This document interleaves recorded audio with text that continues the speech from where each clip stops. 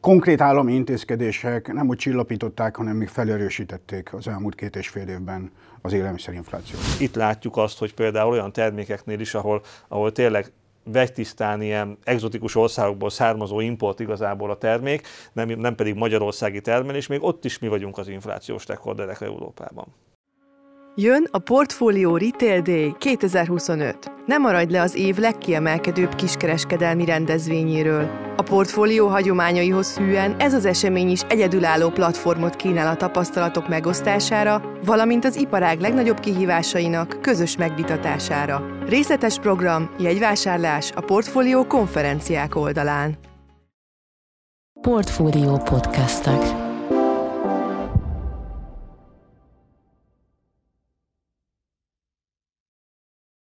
Mindenkit üdvözlünk, ez az Alapvetés, a Portfolio agráriummal és élelmiszerekkel foglalkozó podcastje. Én Braun Müller Lajos vagyok, az agrárszektor főszerkesztője. Ismét jelentősen drágultak hazánkban az élelmiszerek, a legfrissebb adatok szerint például a lisztára 43%-kal, a tejé 25%, a tojásé pedig 24%-kal nőtt az elmúlt egy évben. A tendencia ráadásul nem csak magyar sajátosság, hiszen a vásárlók a környékbeli országokban szintén jelentős drágulást tapasztalhattak. Az emelkedő árak ellen a horvátok vásárlási bolykottot is hirdettek, ami olyan komoly siker lett, hogy a kormány és a szupermarket láncok azonnal árcsökkentéseket jelentettek be.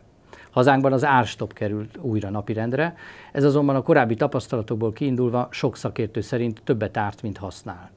Hogy mi vezetett idáig és meddig tarthat mindez, arról beszélgetünk az Alapvetés mai vendégeivel, Éder Tamással, a Felelős Élelmiszergyártók Szövetségének elnökével és Madár Istvánnal, a Portfolio vezető makrogazdasági elemzőjével. Szervusztok, üdvözöllek titeket a műsorban. Azt gondolom, hogy nekem most könnyű dolgom lesz, mert ketten azért elég jó rálátással bírtok az egész ágazatra, nyilván egy makrogazdasági, illetve az élelmiszerfeldolgozói ágazatra. Elég sok információ összejön nálatok ennek ismeretében, és az elmúlt évek tapasztalatainak ismeretében. Ti mit gondoltok az árstopról, ami ugye újra most napirendre került? Mennyire képes az árstop választ adni arra a problematikára, amiről most itt beszélünk, élelmiszerárak inflációjára? Mennyire tudja lenyomni ezt, és egyébként milyen idézőjelbe téve mellékes problémákat okoz az egész termékpályán? Jó, akkor kezdem én. Azt kell látni, ebben megállapodtunk itt szakértőként az elmúlt évek során, hogy ez nem egy gazdaságpolitikai eszköz. Ez egy politikai eszköz. A gazdaság szereplőinek inkább problémát okoz a napi alkalmazás szintjén, ugyanakkor politikailag úgy tűnik, hogy egy jól eladható termék, és azon választórétegeket, amelyeket a kormányzat megkíván ezzel az intézkedéssel célozni, azokat szolgálta abban az időszakban, úgy látszott, hogy szolgálta abban az időszakban, amikor érvénybe lépett. Az egyértelmű, hogy annak az adott termékkörnek, amire érvényes volt, annak erre a 2 éves időszakra, majdnem eddig tartott ez az ideiglenes intézkedés, befagyasztotta az árát, viszont ugye az elemzések azt mutatják, hogy az ott elveszett marzsokat, azokat az ágazati szereplők átterelték más termékekre, tehát a teljes unblock inflációt, élelmiszerinflációt ez egészen biztos, hogy nem csökkentette, azon most lehet vitatkozni, hogy növelte is vagy sem. Vannak szakértők, akik azt állítják, hogy igen.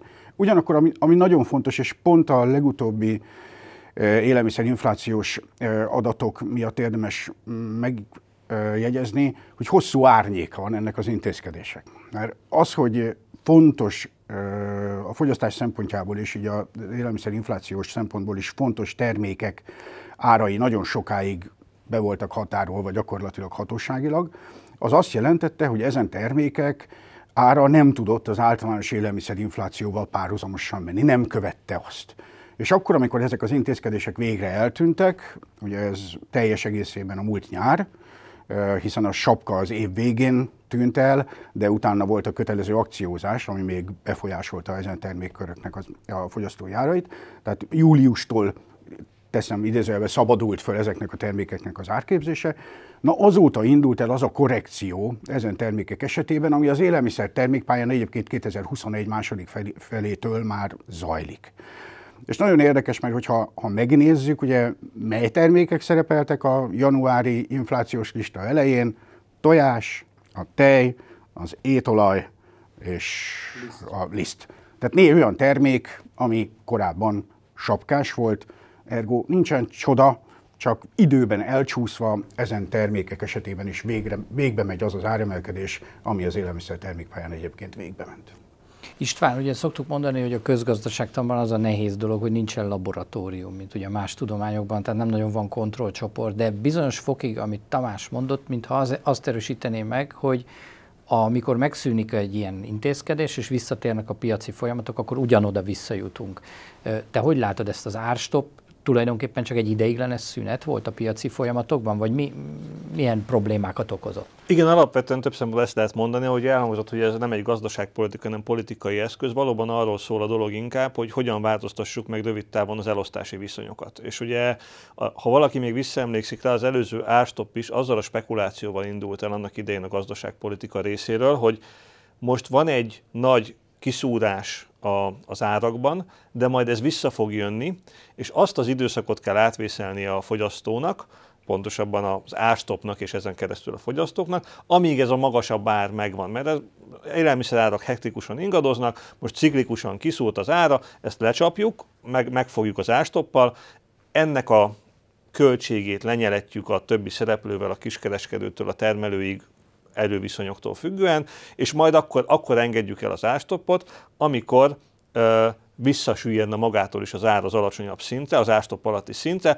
és akkor ezzel mindenki jól jár. Ugye ez több szempontból sem jött be. Az egyik az, hogy kiderült, hogy az infláció jóval makacsabb annál az élelmiszerinfláció, mint gondoltuk. Sokkal tartósabb és intenzívebb jelenség volt ebben az időszakban, ezért igazából nem nagyon volt arra lehetőség, hogy úgy engedjük vissza ezeket az árstoppokat, úgy engedjük el, hogy már egy sokkal nyugodtabb árkörnyezetet kapjunk vissza. Ugye az élelmiszer árak ebben az időszakban 50% fölött drágultak, és hát ez tartós is maradt. Ugyan utána egy rövid időre megállt az élelmiszerinfláció, de ez csak annyit jelentett, hogy az árszint nem emelkedett tovább. De ha bementünk a boltokba, akkor ugyanazt a magas árszintet láttuk ott. És ugye ez az egyik oka annak, hogy mondhatjuk azt, hogy az árstopp az ilyen szempontból egy kicsit nem az infláció elleni küzdelem eszköze, hanem sokkal inkább egy elosztási kérdést próbál rendezni. És hogy ez az elosztási kérdés rendezésében sem sikeres, azt ugye Érder Tamás az előbb említette, de hogy a tapasztalatok is ezek. Tehát már a 70-es években is az volt a tapasztalat, hogy ahol az árstoppot bevezetjük, ott olyan piaci zavarok és megváltozott magatartásformák lépnek életbe, amitől igazából, amit hozunk a réven, azt elveszítjük a vámon, és ez ugye itt a magyar esetben is, legalábbis a Magyar Nemzeti Bank számítása szerint abszolút érvényes volt. Ők úgy számoltak az előző árstopp esetében, hogy összességében az inflációt 1,2%-kal mérsékelték, és pontosan ugyanennyire tették annak a hatását, hogy minden más termékre rávetül, kivetül, és a kiskereskedelmi forgalom, meg akár a szélesebb termelői vertikum is megpróbál más területeken áremelésekkel érvényt szabni annak, hogy azért az ő profitja, megtérülése ne csökkenjen. És ugye ráadásul erre jöttek olyan tovagyűrűző hatások, például nem a klasszikus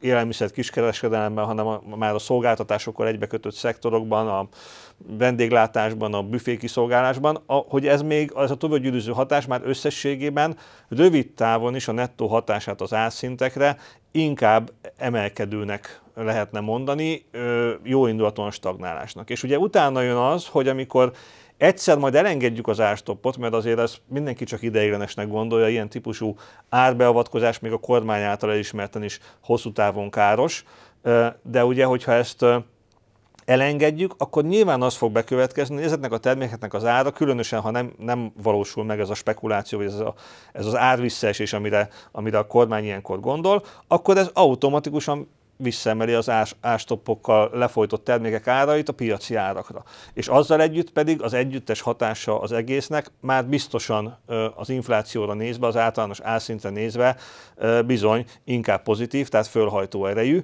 és így igazából nem nagyon látszik, hogy hogy megéri-e ezt a rövidtávú elosztási hatást, hogy mondjuk az alapélelmiszerek, amit inkább a szegényebbek, alacsonyabb jövedelmek fogyasztanak, ez a elosztási hatás, hogy ők ugye mivel többet fogyasztanak ezekből a termékekből, kevésbé érvényesül rajtuk az élelmiszerinflációnak az életszínvonal csökkentő hatása.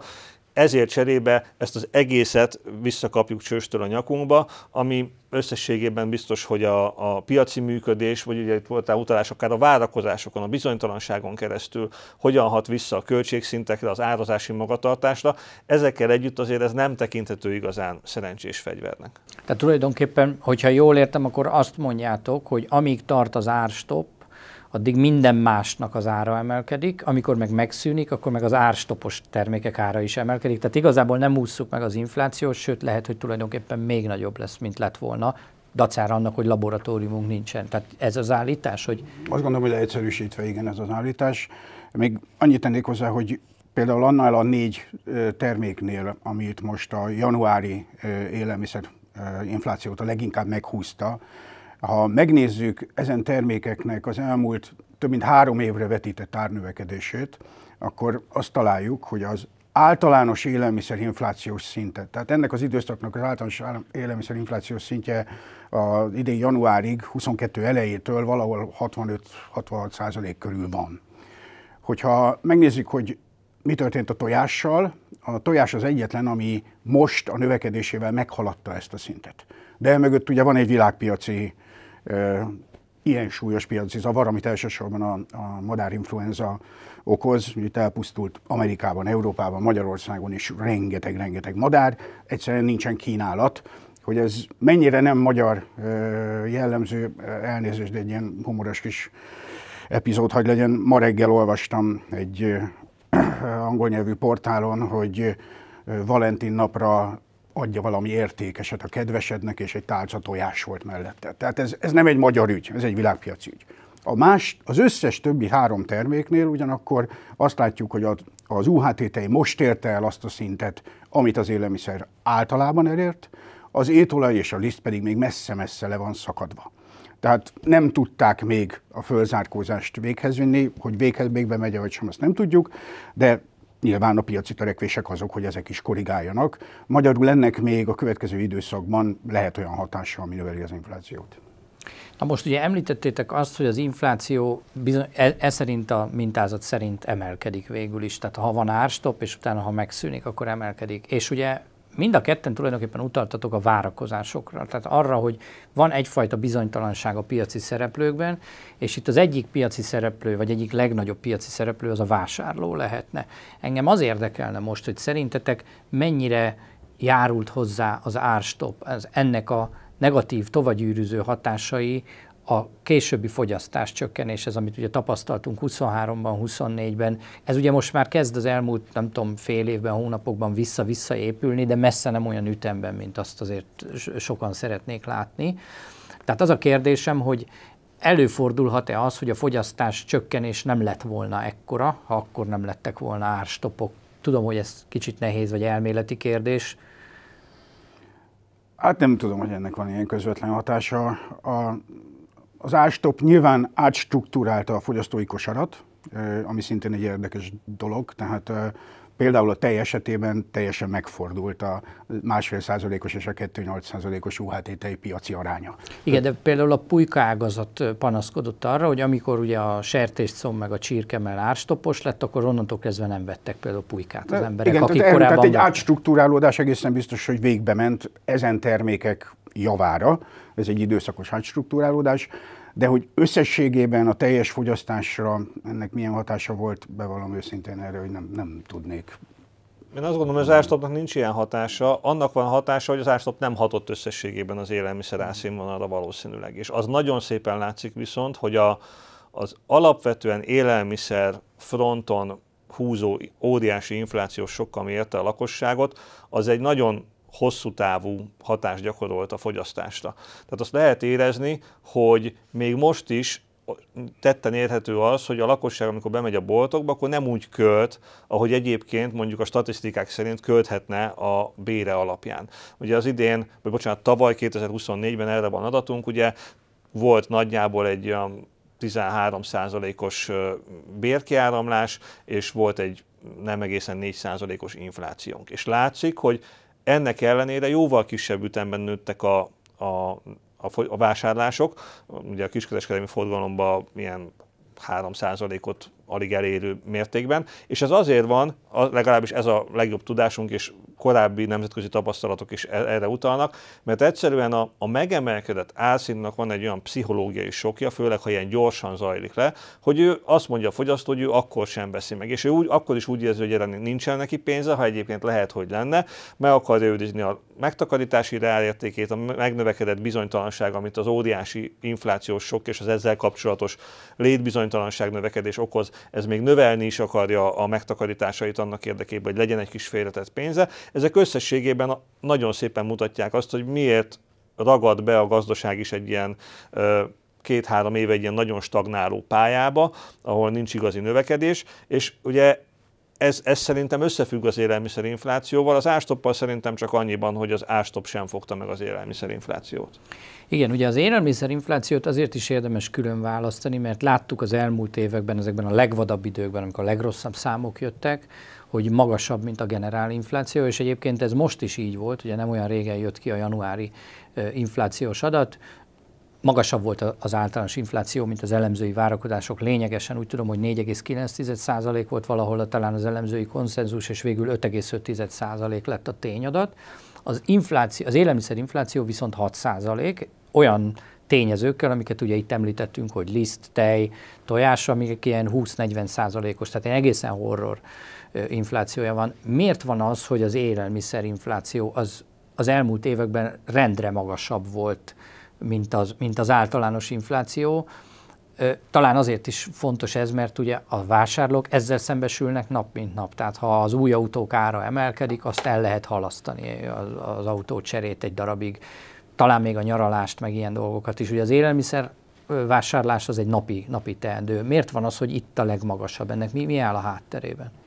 Valamikor 2019-ben vagy 20-ban hasonló beszélgetés keretei között próbáltunk a jövőbe látni, és már akkor is azt vetítettük el, hogy az 2-3 évtizedes folyamat, ami az élelmiszer árak, reálárak folyamatos csökkenését jelentette, az valószínűleg végződik, és tény, hogy akkor nem gondoltunk ekkora áremelkedésre, mint amit az utána követő 2 évben lezajlott, de az volt a konszenzus ilyen szakértői berkekben, hogy élelmiszer ár növekedésre kell számolni, köszönhetően azon a világban zajló folyamatoknak, melynek keretei között a polgárosodó, gazdagodó réteg Kelet-Ázsiában, részben talán Afrikában is nagyon jelentős mértékben növekszik, az ő általuk generált kereslet az élelmiszerek iránt, az egyszerűen szép lassan, fokozatosan fel fogja tolni az élelmiszerek árát. És hát ez a folyamat elindult. 2021 második felében egy nagy jelentőségű gabona áremelkedéssel, és ugye azt kell látni, hogy az élelmiszer termékpálya szinte minden eleme gabona alapú, kis túlzással. Tehát, és egyébként nagyon érdekes, mert ha megnézzük, hogy mely termékcsoportokban volt a legmagasabb áremelkedés az elmúlt 3 évben, és hogy milyen sebességgel ment végbe az áremelkedés, akkor látjuk, hogy a gabona alapú termékeknél kezdődött, mert ott a gabona ára fölrobbant, akkor nyilván ez szinte másnap érezhető a liszt, a péksütemények, a tészta és egyebek árában, mert az ott van másnap alapanyagként. Az állati eredetű termékekben egy kicsit később jelenik meg, mert a takarmány mire beépül az állatba, az azért időt igényel, és ott ráadásul az időigénye miatt is, meg az egyéb tényezők miatt is a mértéke nem olyan nagy. Tehát így időben elcsúszva, és különböző mértékű áremelkedés ment végbe a különböző élelmiszer termékpályákon. És azzal számolunk, hogy ha szerencsésebb időszak is jön, az nem reális várakozás, hogy visszatérjen a 2020 előtti mezőgazdasági termény és élelmiszer árakra a világ. Úgyhogy egy kicsit magasabb reálárakkal kell berendezkedni a közeljövőben. Abban azért reménykedünk, hogy ilyen szélsőséges mozgás, mint ami volt az elmúlt 2 évben, az nem lesz. Az előző válaszból is kiderült, hogy összességében nem lehet azt mondani, hogy mondjuk historikusan az élelmiszer árak inflációja, az élelmiszer infláció az magasabb lenne, mint az átlagos infláció. Ugye ha csak ebben a mostani nagyon hektikus időszakot nézzük, ami az elmúlt 3-4 év, ebben is láthattuk azt, hogy például 2024 elején az élelmiszerinfláció 1%-os volt, míg az átlagos infláció ennél jóval magasabb. Tehát azt nem mondanám, hogy ez törvényszerű, hogy alacsonyabb az élelmiszerinfláció valamilyen közgazdasági okból, vagy magasabb mindig, mint az átlagos infláció. Az viszont igaz, hogy az élelmiszer szegmens, ami egy elég heterogén szegmens, könnyen beszélünk úgy, hogy élelmiszer, de azért az nagyon sokféle ármeghatározódású terméket tartalmaz, abban bizony mondjuk úgy, az árazása jóval sérülékenyebb, mint egy ipari terméké. Ugye az időjárás az ugye nagyon fontos befolyásoló tényező, ahogy kinyílt a világ és globalizálódott, és ugye főleg az ázsiai piacok kereslete hektikusan tudott változni, attól függően, hogy ők mennyire álltak át általánosan saját ellátásra, vagy éppen óriási mértékben megnőtt a nyugati európai termékek iránti kereslet. Az, hogy általánosabban alacsonyabb ugye a kereslet árugalmassága a terméknek, hiszen azért ezt meg kell venni valamikor, valahogy, ezért ugye az árakban gyorsabban megjelenik az ilyen kereslet-kínálati eltolódás. Nagyon lassan sok olyan termék van, amelyiknek a termelési ciklusa az alacsonyabb. Ugye a gyárban csak beindítunk még egy műszakot, aztán már gurul le a gyárról a több autó, még egy ilyen komplex termék is. Mondjuk a sertéshúsból nem tudunk hirtelen többet varázsolni, ha megnő a kereslet. Ezért sokkal látványosabbak az áringadozások, és ez egyébként valóban összességében az elmúlt időszakban azt jól érzett, hogy nyilván az élelmiszerinfláció az magasabb volt. Itt majd lehet, hogy erről külön beszélünk, de talán most érdemes egy pár szóban megjegyezni azt, hogy a magyar az ennyivel magasabb volt, abban vannak az ilyen magyar specifikus hatások is, és az egyik ilyen például az, hogyha csak megnézzük, hogy a kereskedelmi szektor ugye az elmúlt 15 évben megkapott egy nagyon magas áfát, megkapta azt, hogy nem nagyon van kivétel egy-két terméket leszámítva, az élelmiszer áfában sem, ugye az is megkapja az Európa legmagasabb áfa kulcsát. Hogy erre rájött gyakorlatilag egy második típusú forgalmi adó, ugye a kiskereskedelemláncok 4%-os adójával, hogy van egy általános bizonytalanság ebben a kiskereskedelmi szektorban, ahol érezhetően a gazdaságpolitika mindig valahogy bele akarna nyúlni, meg szeretné változtatni a szerkezetét, a szereplőit is meg akarja időnként változtatni. Ezek mind-mind olyan bizonytalanságot jelentenek, ami folyamatosan az árazási magatartásokra kihat. Ez biztos egy addicionális tétel volt abban, hogy például Magyarország miért volt mondjuk ebben a legutolsó nagy élelmiszerinflációs csúcson is a tetején, és az európai rekorder ebben a dologban. Ez lett volna a következő téma. Ha már így elkezdted. Konkrét állami intézkedések nem úgy csillapították, hanem még felerősítették az elmúlt 2,5 évben az élelmiszerinflációt. 2022 nyarán gyakorlatilag, amikor már robbanásszerű volt az áremelkedés, akkor a népegészségügyi termékadó kiterjesztésre és megemelésre került. Ugye ez azon termékkörben, és egyre nagyobb, mert hogy kiterjesztették, egyébként egyre nagyobb termékkörre egyre nagyobb plusz adó rakódik népegészségügyi termékadó formájában Magyarországon. Ez a környezetünkben nem ismert. Tehát ilyen típusú adó, ilyen széles körben való használata az nem jellemző. És ma már ott tartunk egyébként, hogy az idei évi népegészségügyi termékadó bevétel várakozás 100 milliárd forint. Tehát ez már költségvetési szempontból is egy látható nagyságú eszköz, ami rárakódik a termékekre. Egy évvel később pedig megkaptuk Európa egyik legnagyobb EPR díj rendszerét, ugye ez a csomagolóanyag MOHU díj tulajdonképpen, tehát a csomagolóanyag összegyűjtés és újrahasznosítási rendszer működtetési díj, ami rárakódik a Magyarországon forgalomba hozott termékekre.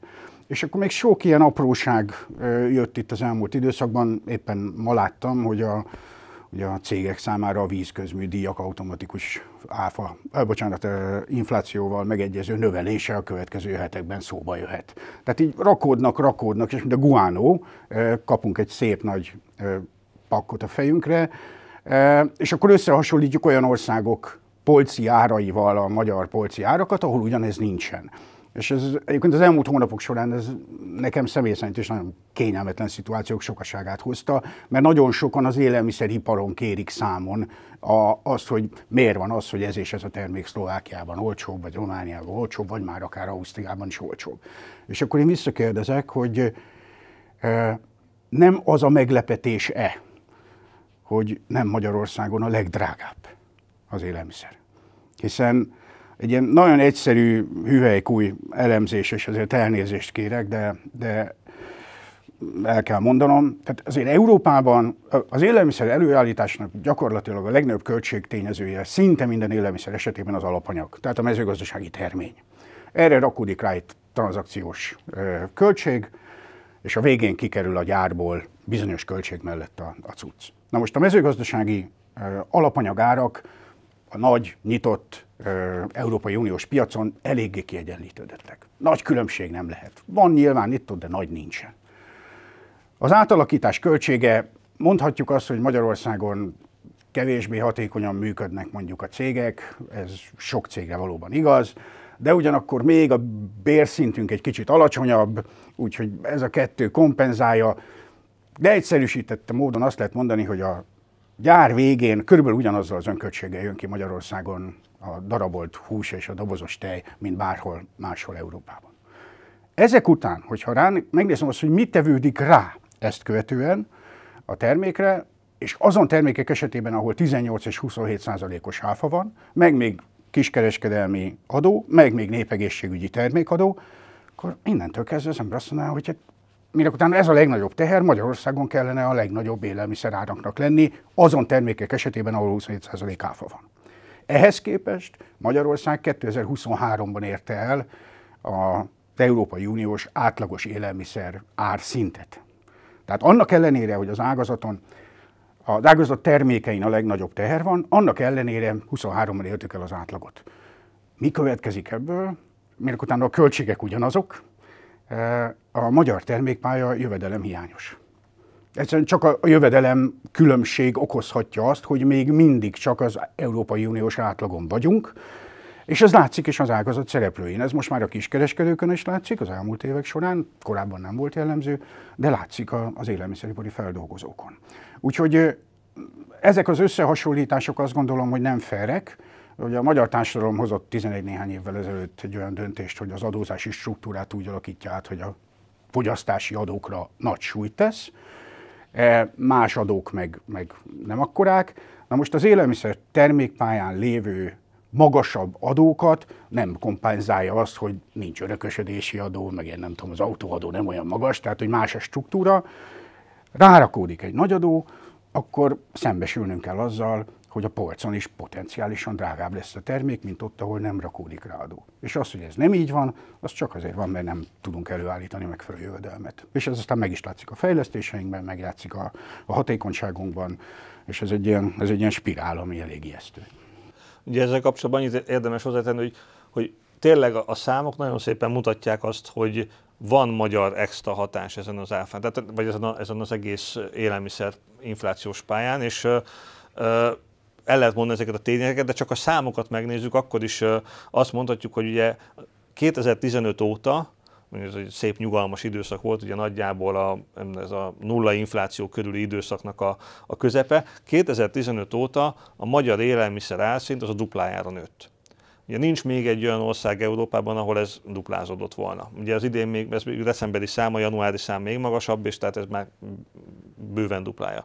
És nincs még egy olyan ország, ahol ez ilyen magas lenne. A bolgárok, ahol ugye van egy valószínűleg átkonvergencia, egy jóval alacsonyabb fejlettségi szintről indulva, ott is csak 74%-os, és a régiónak vannak olyan országai, ahol ez 40-50%, tehát fele akkora a 8-9 év alatt lezajló infláció, mint Magyarországon. És lehet ennek egy részét mondani azzal, hogy Magyarországon is nőttek a bérek, ugye, mert a bérelőny még az egyetlen költségelőnyünk mondjuk egy nyugat-európai országhoz képest egy ilyen egyre inkább kereskedelmi forgalomba kerülő terméknél, de alapvetően azt látjuk, hogy persze a húsnál, amit így gyűjtöttem, összes termékkategóriában mi vagyunk az inflációs vezetők, tehát a húsnál, a különböző cereáliáknál, a tojásnál, a vajnál, mindenhol, de még ott is, ahol abszolút import termékről van szó, mint mondjuk a kávénál vagy a csokoládénál, ott az alapanyag ugye azért az alapvetően még import, ott is mi vagyunk a vezetők. Tehát valószínű, hogy egyéb tényezők is vannak, például mondjuk a folyamatos leértékelődés, amit a forint csinál. Ugye a mi gazdaságpolitikánk alapul azon, hogy azt gondoljuk, hogy a versenyképességet mindig ott kell visszanyerni, hogy a forint az leértékelődik. Csak hát ugye ez hosszú távon átgyűrűzik az árszintbe, és itt látjuk azt, hogy például olyan termékeknél is, ahol tényleg vegytisztán ilyen egzotikus országokból származó import igazából a termék, nem pedig magyarországi termelés, még ott is mi vagyunk az inflációs rekorderek Európában. Bocsánat, de a forint árfolyam gyengülés, ez nagyon fontos, és azt gondolom, hogy ezt el kell mondani itt a nézőknek, hallgatóknak, hogy a magyar mezőgazdasági termékek árai, azok gyakorlatilag hozzá vannak szövekelve az Európai Uniós átlagárakhoz. De olyan szinten, hogy vannak olyan szerződések, amelyekben a gabona, vagy a sertés, vagy a tej átvétele a magyar feldolgozó részéről a szerződésben valamilyen nyugat-európai tőzsdei árhoz, vagy úgynevezett jegyzési árhoz kötött, és euróban van kifejezve. Tehát attól, hogy mondjuk a világpiacon nem változik semmi, de a forint gyengül 10-15%-ot, mint amire volt példa az elmúlt években, attól a magyar élelmiszeripar számára az alapanyag ára hirtelen 10-15%-kal automatikusan megemelkedik. És ez az, ami egészen biztos, hogy benne van ebben a különbségben, amit te itt említettél. Igen, ugye a forint árfolyam azért is egy érdekes kérdés, mert valóban például a tejárak, a sertésárak, azok mind euróban vannak denominálva, gabonárak is, tehát tulajdonképpen minden ilyen dolog, és azért azt tegyük hozzá, hogy a termeléshez szükséges inputok egy jelentős részét is így számolják el. Tehát például mondjuk a műtrágyát, teszem azt gépalkatrészek, akár az élelmiszeripari gépek alkatrészek, csomagolóanyagok. És ugye ezért itt említettünk több olyan tényezőt is, most csak összefoglalva, amit mondtatok, hogy hát ugye van egy nagyon magas áfa, kiskereskedelmi különadó, az EPR, amiről egyébként ugye még hosszasan lehetne beszélni, most nem fogunk, az ugye önmagában 120 milliárd forint körüli, talán most már több is.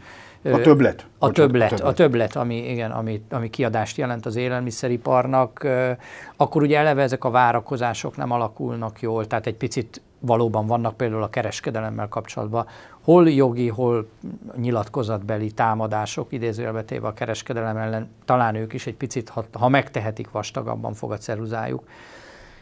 Ennek eredményeképpen valóban azt látjuk, hogyha a környező országban megyünk bevásárolni. Én nem olyan régen voltam Bécsben, már Ausztriában is, nem mondom, hogy olcsóbbak a termékek, de meglepő, hogy nem annyival drágábbak, bizonyos termékek egyébként kétségkívül még olcsóbbak is.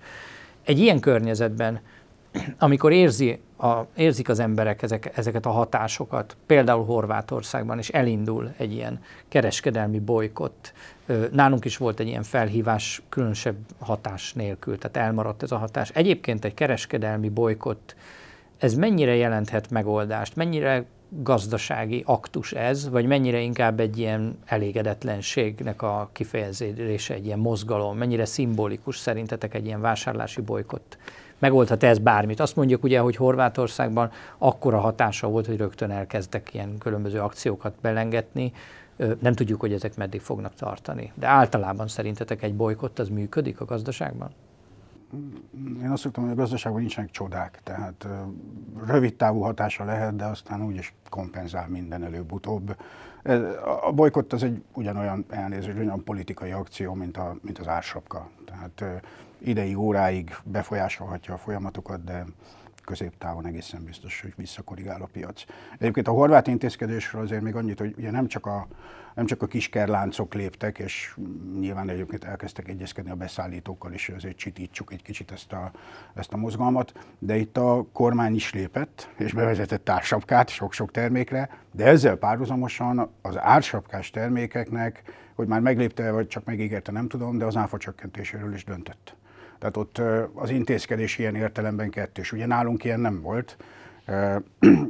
Tény, hogy nálunk a legtöbb termék, ami a sapka alá tartozott korábban, az a legalacsonyabb kulcs alá tartozott. Tehát, igen, ott már korábban csökkentek. De például a tej esetében nem.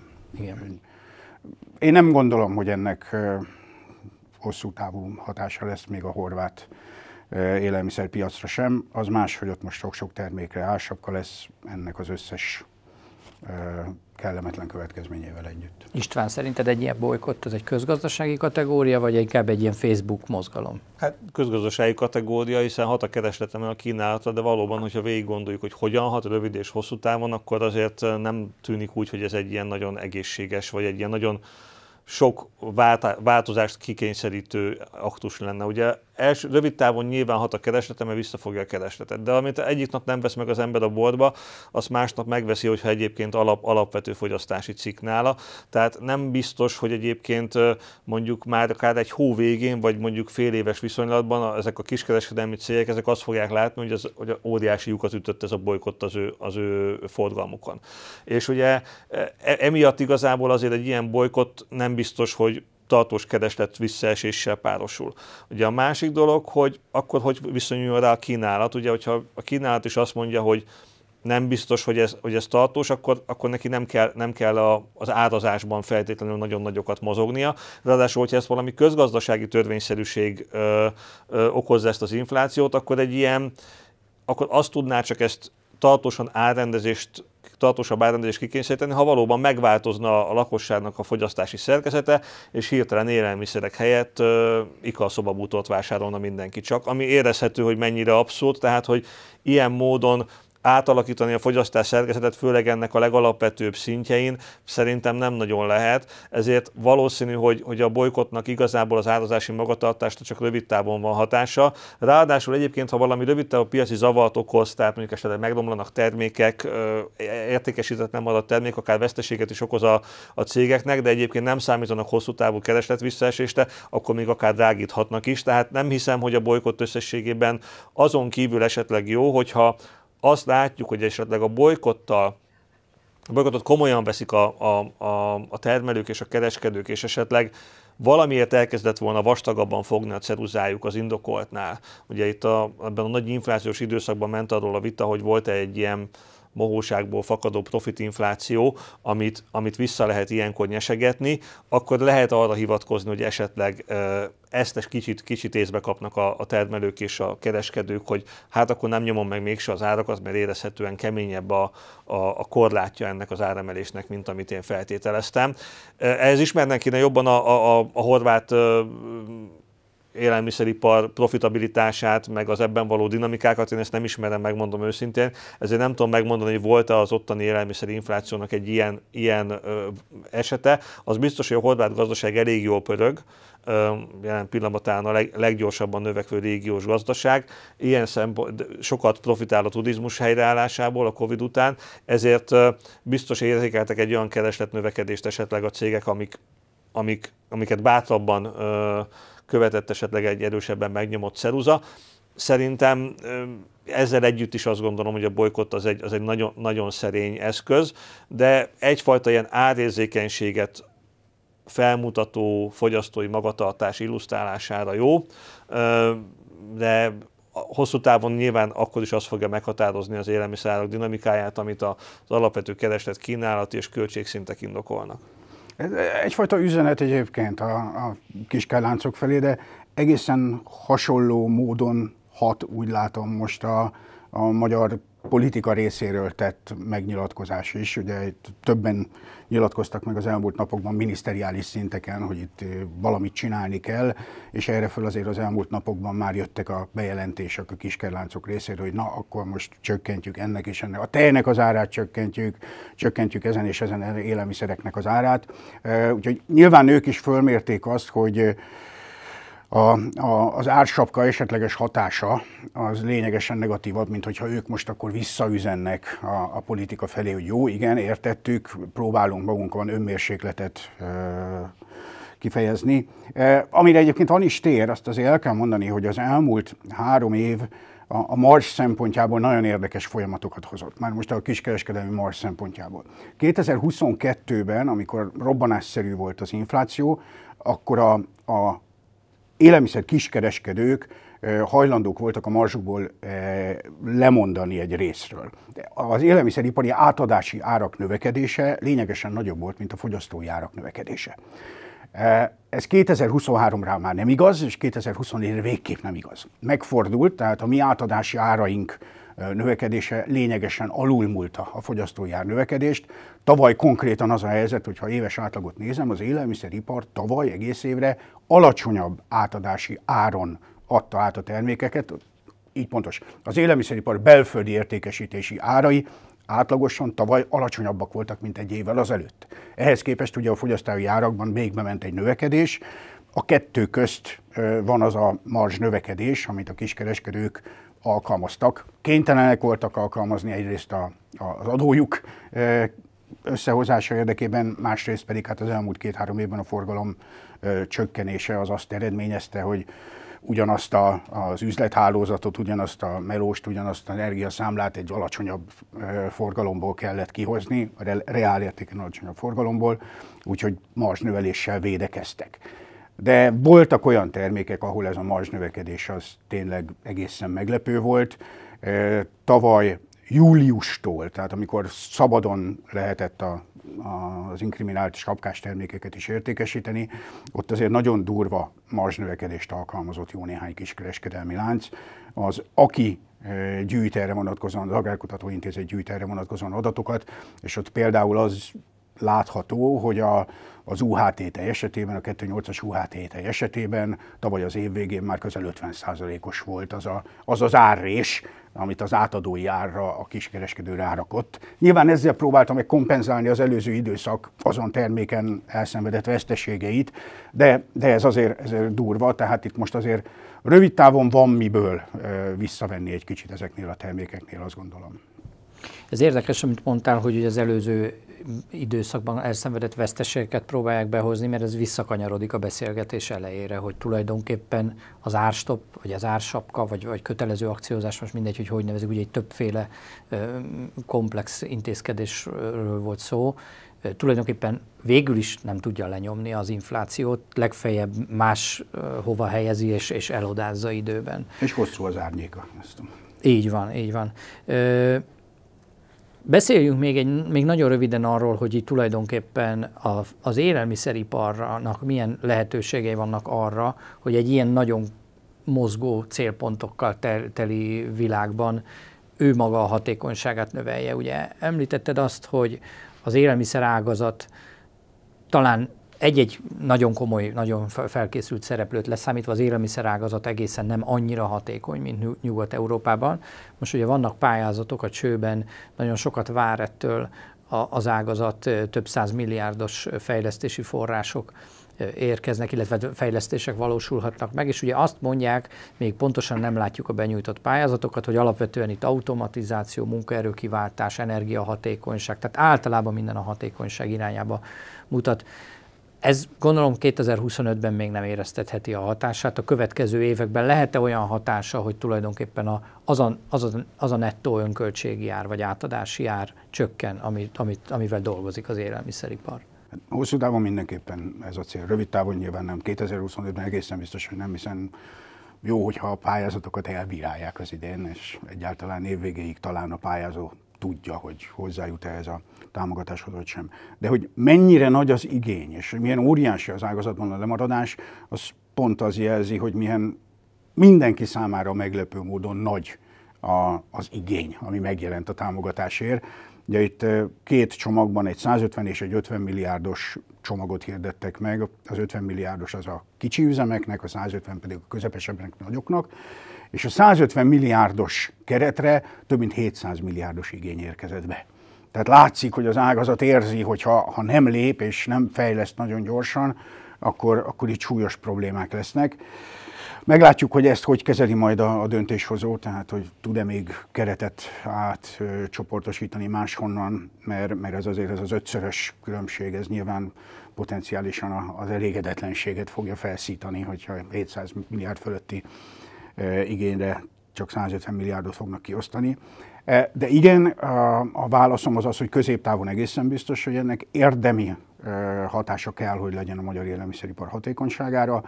Ebben van felelőssége a döntéshozónak olyan értelemben, hogy szűrje a pályázatokat, tehát a wishful thinking, tehát a vágyalapú elképzeléseket, meg az ugyanarra a piaci szegmensre történő sokszoros jelentkezéseket, ezeket valahogy szűrje, tehát ne legyen az, hogy a faluban 4 darab almasűrítmény előállítóra adunk ki támogatási döntést.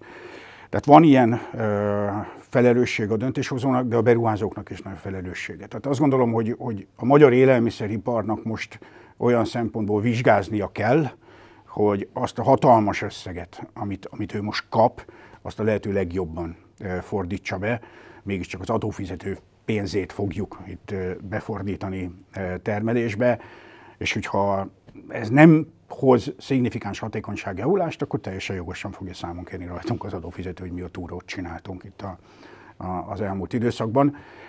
És még egy gondolat, igen, azt gondolom, hogy a magyar élelmiszeripar szereplőinek jó része azért most már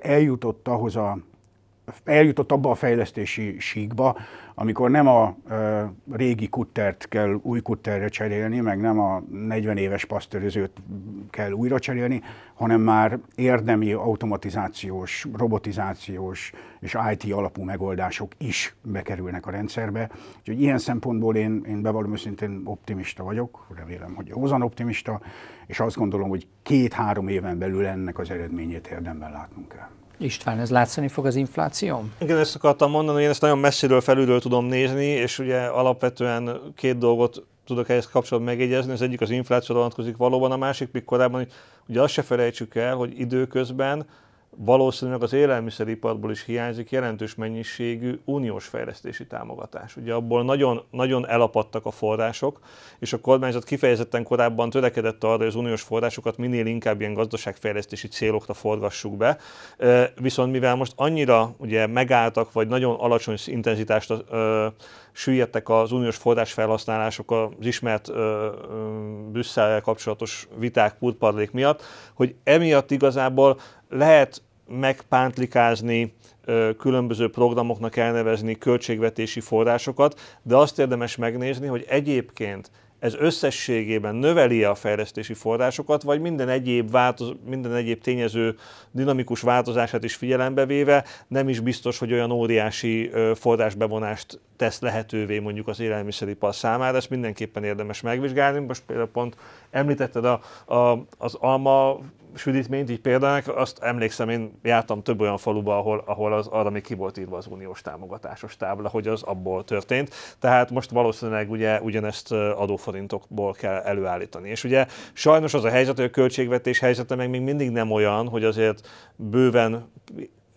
ész nélkül tudja szórni a pénzt mindenfélére, amire csak társadalmi igény vagy gazdasági igény fölmerül, mert hát sajnos ez még mindig elég labilis, és azért innentől kezdve ugye azért az ilyen típusú források befolyatása az élelmiszeriparban szerintem még mindig eléggé sok korlátokba ütközik. És amiért ez fontos lenne valóban az, hogy azért ebben a nagy inflációs időszakban, 22-23-ban nagyon szépen látszott, hogy milyen szoros összefüggés van az élelmiszeripar hatékonysága, termelékenysége, illetve az élelmiszerinfláció mértéke között. Tehát elmondtunk itt egy pár olyan tényezőt már, amelyik ugye a magyar magasabb inflációra hatást gyakorolt, de úgy tűnik, hogy egyszerűen az, hogy bizonyos költségsokkok érik az ágazat egész vertikumát, és erre a költségsokkokra nem tud hatékonyságjavulással reagálni, például azért, mert nincs forrás fejlesztésre, vagy elmaradtak ezekkel, vagy bármi másokból, és azonnal minden költségsok automatikusan az árakon keresztül begyűrűzik végül a fogyasztóig, az jól láthatóan nálunk jóval intenzívebben zajlott, mint máshol, pont azért, mert a magyar élelmiszeripar bizonyos hatékonysági mutatók alapján bizonyos az Európai Unió utolsó helyén tanyázik, és ezért is lenne fontos valóban az, hogy ez minél inkább előre mutasson. Sajnos hiába vagyunk egy mezőgazdaság, az adottságaink alapján egy mezőgazdasági termelésben jó lehetőségekkel bíró ország, nem látszik igazából az élelmiszeriparunkon az, hogy ez egy ilyen óriási exportoffenzívával, hatékony és viszonylag alacsony áru termeléssel egészülne ki, vagy ebben formálódna meg, hanem van nekünk egy ilyen a fejlett országok árszintjén tanyázó élelmiszer ágazatunk. Ugye ez az alacsonyabb általános jövedelemszint mellett nyilván különösen a szegényeknek egy nagy teher, és hát ebből kellene előre lépnünk minden területen, és ennek az alapja mindig a reálgazdaság, az, hogy a hatékonyság, a versenyképesség növekedjen, mert az hozza el azt a jóléti többletet, ami aztán az árakon, az infláción keresztül, annak az alacsony szintjében megjelenve segíti a fogyasztókat. Egy kiegészítés, bocsánat, és egy pontosítást tennem kell. A kiegészítésem az, hogy a magyar élelmiszeriparból a 2014 és 17-18 közötti időszak elmaradt támogatásai hiányoznak. Tehát az élelmiszeripar az EU csatlakozást követő első 11 néhány évben szinte teljesen kiesett a potenciális támogatott ágazatok közül. Ennek ilyen kormányzati elosztási okai voltak. A mezőgazdasági minisztérium azt mondta, hogy a mezőgazdaságra fordítja a támogatásokat, a gazdasági, vagy a mindenkori ipari és gazdasági minisztérium meg azt mondta, hogy ti oda tartoztok. Így aztán az élelmiszeripar nagyon sokáig, az élelmiszeripar közepes és nagyvállalatai nagyon sokáig semmilyen EU-s forráshoz nem jutottak hozzá. Úgyhogy ilyen értelemben a helyzetünk most sokkal jobb, és a pontosítás pedig az, hogy azért az a támogatás, amihez most hozzájutunk, az ugye a közösségi agrárpolitikához kötődik, a közösségi agrárpolitika második pilléréhez, ahol, ami Istennek hála, a folyósítás itt nem állt le, ahol viszont a belső struktúra olyan, hogy 20%-os uniós támogatás mellé 80%-os magyar kiegészítés ment. Tehát ezért beszélhetünk arról, hogy bár közösségi forrás, de nagyon jelentős magyar költségvetési kiegészítéssel, és hát egyelőre, és lekopogom, bízom benne, hogy ezt nem is állítják le, de egyelőre ezeknek a megérkezése a magyar gazdaságba az folyamatos. Nagyon elszaladt az időnk. Utolsó kérdésem van, ami nagyon-nagyon nehéz lesz, mert azért itt nagyon sok mozgó célpont van. Ugye mindenki várja azt, hogy az orosz-ukrán háborúnak valamilyen formában vége lesz. Senki nem tudja még, hogy milyen formában lesz vége, de ugye az átrendezheti a gabonapiacokat, ezt sem tudjuk, hogy ez hogy fog működni, hozhat egy általános megnyugvást. 2025-ben mit várhatunk az élelmiszerárakról? Hát így februárban tudom, hogy ez egy nehéz kérdés, de nagyjából mire számíthattok ennyi bizonytalanság mellett? Én azt gondolom, hogy még semmire. Tehát ugye egyrészt még azt se látjuk, hogy a hazai termelés milyen lesz. Most lehet mondani, megint kicsit kevesebb volt a csapadék, aztán majd ha tavasszal jön, akkor ezt elfelejtjük. Tehát szerintem az idei termelésből még semmi nem dőlt el. Ez alapvetően határozza meg az idei növényárakat és a jövő évi takarmányozáson keresztül a jövő évi hústermények árát is. Tehát alapvetően azt gondolom, hogy itt semmi, és a külföldi hatásokat is nagyon nehezen tudjuk becsülni. Tehát, hogy most csak arra gondolunk, hogy mi történik az orosz-ukrán háborúban, ott ugye az, hogy mennyire maradnak fönn szankciók, ugye ez az energiaárakat drasztikusan befolyásolja. Szabadabbá válik-e, vagy gördülékenyebbé az ukrán termelés és export? Ezekről mind semmit nem tudunk, az az igazság, és azt gondolom, hogy nem is a következő hetekben fogunk erről megtudni valamit. Ha ki is alakul valamiféle konszenzus, hogy le kell zárni valamilyen formában a háborút, hogy az valami tűzszünet lesz, ennek hatására mit kapnak vissza az oroszok a lehetőségeikből, mit nem, mit kap vissza Európa, mit nem, ebben szerintem egy teljes homály van jelen, erre szerintem még felelőtlenség bármit mondani. Azt gondolom, hogy árcsökkenésre nagyon nem számíthatunk, tehát hogyha őszinték vagyunk, akkor ilyen várakozások nincsenek. A dél-amerikai gabonatermés úgy tűnik, hogy jelentős csillapítással nem fog élni a gabonapiacokra. Tehát az a gabona áremelkedés, amit az elmúlt hónapokban volt, ami szerencsére nem olyan mértékű, mint 21-ben, meg 22-ben, de volt, az be fog épülni a termékpálya, más termékpályák termékáraiba is, és hogy abban teljesen igazad van, hogy most itt az északi féltekén milyen termés lesz majd az idén, azt meg senki nem látja még előre, az nyilván fölforgathatja az életünket, de bízunk benne, hogy lesz egy normális, átlagos évünk, és akkor legalább ennek nem lesz hatása. Az ukrán-orosz háború pedig azt gondolom, hogy ha megegyezés lesz, az nyilván egy ilyen lélektani pozitív hatással lesz minden piacra, de rövid távon a materiális piacokra nem lesz hatása. Középtávon sokkal izgalmasabb az ukrán. Az biztos, hogy bármi fog történni az élelmiszerárakkal, meg a háttérben álló fundamentumokkal, mi az agrárszektor.hu-n erről beszámolunk, és hát nyilván ezen a mostani videós podcaston túl is vissza fogunk térni erre a témára a jövőben. Ez volt az Alapvetés, a Portfólió agráriummal és élelmiszeriparral foglalkozó podcastje. Az érdeklődők erről a témáról is hallhatnak majd további részleteket március 19-én Kecskeméten az Agrárium konferencián, amely a tavasz egyik legjelentősebb mértékadó agrárszakmai eseménye. Köszönöm vendégeinknek, Éder Tamásnak és Madár Istvánnak, hogy rendelkezésünkre álltak. Én Braun Müller Lajos voltam, a mai adás szerkesztője Farkas Alexandra volt. Ha tetszett az adás, iratkozz fel a Portfólió podcast csatornájára és az Agrárszektor YouTube csatornájára. Hamarosan új adással jelentkezünk, addig is minden jót kívánunk, sziasztok!